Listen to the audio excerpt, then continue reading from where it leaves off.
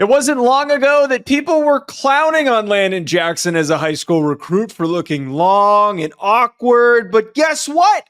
He might be a first-round pick in this draft. The Arkansas defensive lineman who's listed at 6'7", 280. He is an ass kicker. Ryan, what do you think about him overall as a prospect?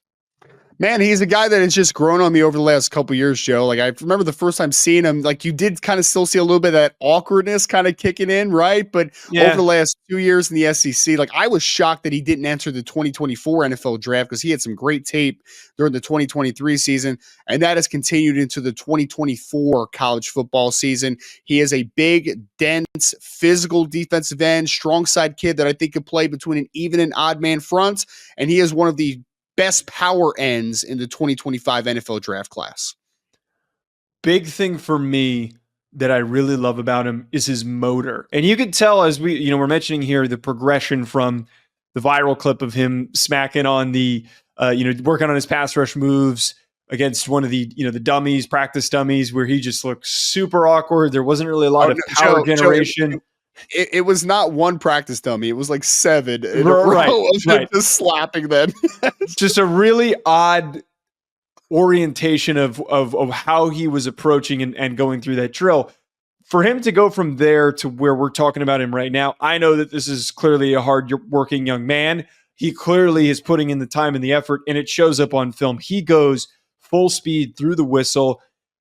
I don't know about you, I think that this is somebody who could step in right away and be an impactful run defender because he finishes consistently on running backs. He anchors really well on the line of scrimmage, and he's got this super long frame and pretty good weight behind it that I know in a 4-3 defense that he's going to be able to hold the edge and make plays on the outside.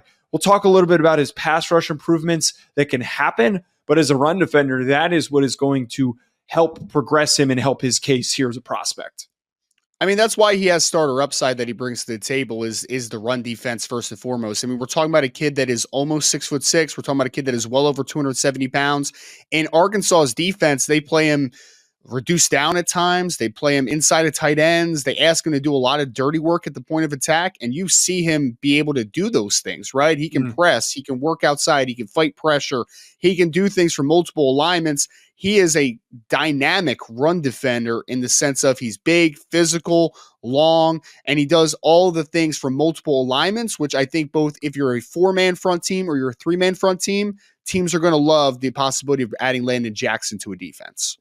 In the vein of some of his weaknesses, he's not a super productive pass rusher in college.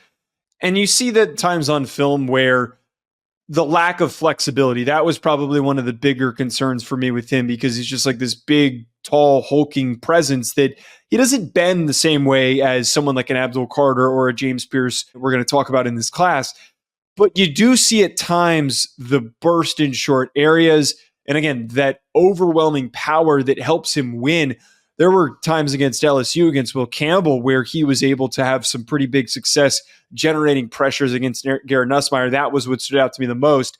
The lack of flexibility holds him back, but I think that there still is a ceiling for him to reach that could turn him into a productive pass rusher.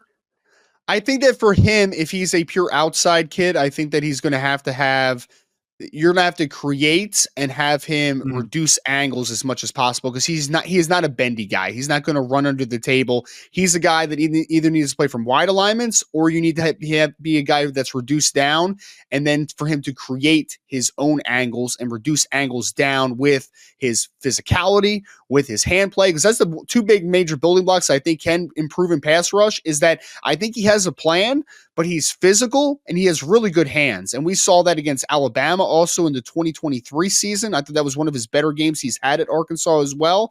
He might end up being, though, Joe, honestly, a guy that just plays base end and you reduce him down into more of an inside pass rush role on obvious passing situations. That might be his role, but I don't think that he's necessarily going to ever be a high volume pass rusher.